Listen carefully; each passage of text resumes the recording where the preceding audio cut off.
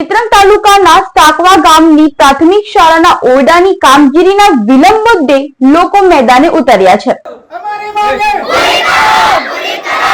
સરકાર અમને સ્કૂલ આપો, સ્કૂલ આપો, સ્કૂલ આપો। સરકાર અમને સ્કૂલ આપો, સ્કૂલ આપો, સ્કૂલ આપો। અમારી માંગે પૂરી કરો, પૂરી કરો, પૂરી કરો। અમારી માંગે પૂરી કરો, પૂરી કરો, પૂરી કરો। પૂરી કરો, પૂરી કરો, પૂરી કરો। અમારી માંગે પૂરી કરો, પૂરી કરો, પૂરી કરો। અમારી માંગે પૂરી કરો, પૂરી કરો, પૂરી કરો। અમારી માંગે પૂરી કરો, પૂરી કરો, પૂરી કરો। વસા મારું નામ વૈશાલીબેન શરણભાઈ વસા છે। અમે સાકવા સ્કૂલથી આવ્યા છે। અમારી 2 વર્ષથી સ્કૂલ તોડી નાખી છે, સરકારે તોડાવી નાખી છે। અમે બહાર તડકામાં બેસીને ભણીએ છીએ। ટોયલેટ પેશાબ કરવા માટે સંડાસ બાથરૂમ બી નથી। આ સ્કૂલ બનાવવા માટે તમે પહેલા કંઈક રજૂઆત કરી હતી? હા તો ત્યાંથી તમને શું કહેવામાં આવ્યું હતું? હા 4 મહિનામાં થઈ જશે। પણ સ્કૂલનું કામ શરૂ થયું છે? નથી થયું। 2 વર્ષ પૂરા થઈ ગયા છે। અત્યારે તમે ક્યાં અભ્યાસ કરો છો? અમે ભારતી દાદાના મંદિરે।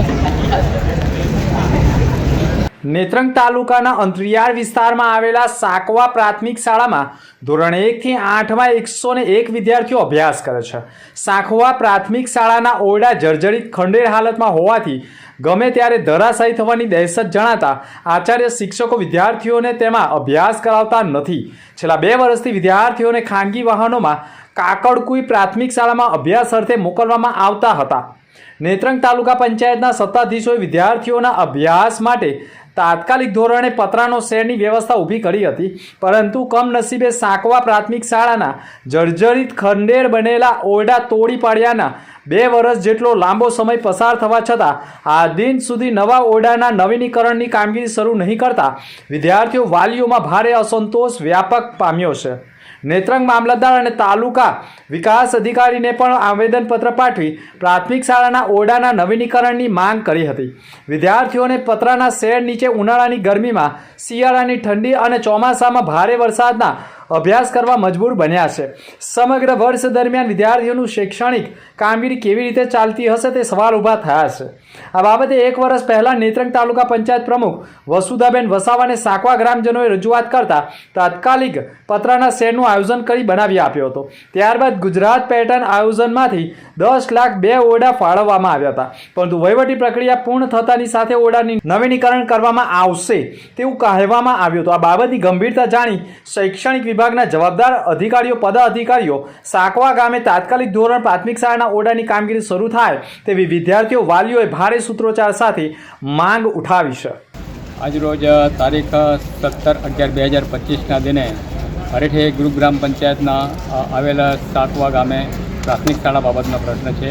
એ સાકવા પ્રાથમિક શાળા પતરાની જૂની હતી, એટલે 3 વર્ષ પહેલાં એ પતરા ફૂટી જવાને કારણે જર્જરિત હતી અને એના કારણે 3 વર્ષ પહેલાં ચોમાસામાં 1 ફૂટ ઉપર પાણી ભરાયેલું હતું। ત્યારથી સાકવા ગામના વાલીઓએ, બાળકો અને અમે સરપંચ તરીકે અમે પોતે પણ સરકારશ્રીમાં રજૂઆત કરેલી અને એના પછી ગઈ સાલ તાલુકા પંચાયતમાંથી TLO એટલે જે શિક્ષણ વિભાગમાંથી અને SMC સમિતિ દ્વારા આ રૂમો તોડી પાડવામાં આવેલ ગઈ સાલ ચોમાસામાં, અને એવું કીધેલું હતું કે પેકેજમાં લગભગ 43 રૂમો મંજૂર થયા છે, પરંતુ હજુ સુધી આ રૂમો બનેલ નથી અને ત્યાં અત્યારે જગ્યા બધી ખાલી છે। બાળકો કાકડકુઈ ભણતા અત્યારે ત્યાં સાકવા ભાતુજી મંદિરે પ્રમુખશ્રી શેડ બનાવે તેમાં ભણે છે, પરંતુ ચોમાસામાં પણ ત્યાં વાંચક ઘણી લાગતી, ત્યાં ટોયલેટ બાથરૂમની કોઈ બીજી વ્યવસ્થા નથી, એટલે બાળકોને ઘણી અગવડ પડતી। અત્યારે પણ પરિસ્થિતિ એવી છે કે શિયાળાનો સમય છે, ઠંડી બહુ લાગે, એટલે બાળકો ઠંડીમાં પણ છૂટવાઈને ત્યાં ભણે છે।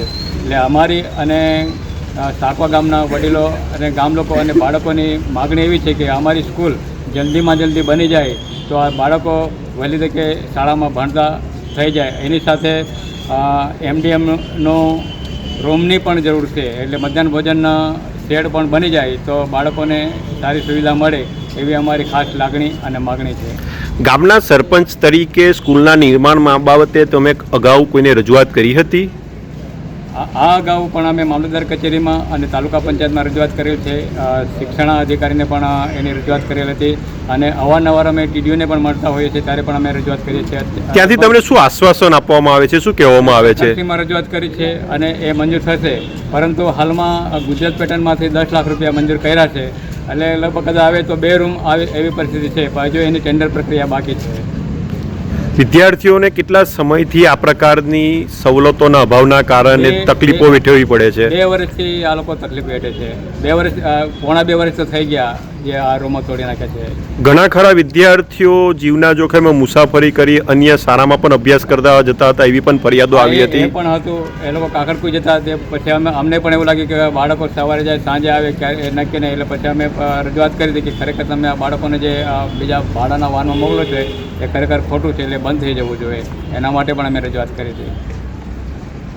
તમારી માંગ રજૂઆત અવારનવાર કરવામાં આવે છે. હવે જો માંગ ન સ્વીકારવામાં આવે તો તમારું શું કરશો? એમાં અમને એવું લાગી રહ્યું છે કે આમાં સ્થાનિક શાસક પક્ષ અને વહીવટી કરતા આ બંને લોકો ધ્યાન નથી આપતા, એના કારણે અમારે આ સ્કૂલનું કામ અટવાઈ રહ્યું છે એવું અમને લાગી રહ્યું છે. ભરૂચમાં એસએનપી ન્યૂઝ ચેનલ પૂર્વ પટ્ટીના કેબલ કનેક્શનમાં કાર્યરત છે. પરિવર્તનના કેબલ કનેક્શનના સેટઅપ બોક્સમાં ચેનલ નંબર 1010માં એસએનપી ન્યૂઝ ભરૂચ નિહાળી શકો છો. એસએનપી ન્યૂઝ ભરૂચ સમાચાર સાંજે 8:30 કલાકે, પુનઃ પ્રસારણ સવારે 8:30 અને બપોરે 3 કલાકે નિહાળી શકો છો. પ્રેસ નોટ અને જાહેરાત માટે સંપર્ક કરો. Mobile number 9428762273 8980960231. Office number 8, Ambedkar shopping centre, station road, Bharuch. ભરૂચમાં કાર્યરત એસએનપી ન્યૂઝ ભરૂચ ચેનલના નામે કોઈ પણ વ્યક્તિ કોઈ પણ જાતની રૂપિયાની માંગણી કરે તો એસએનપી ન્યૂઝ ચેનલના મોબાઈલ નંબર 9428762273 ઉપર સંપર્ક કરી શકો છો.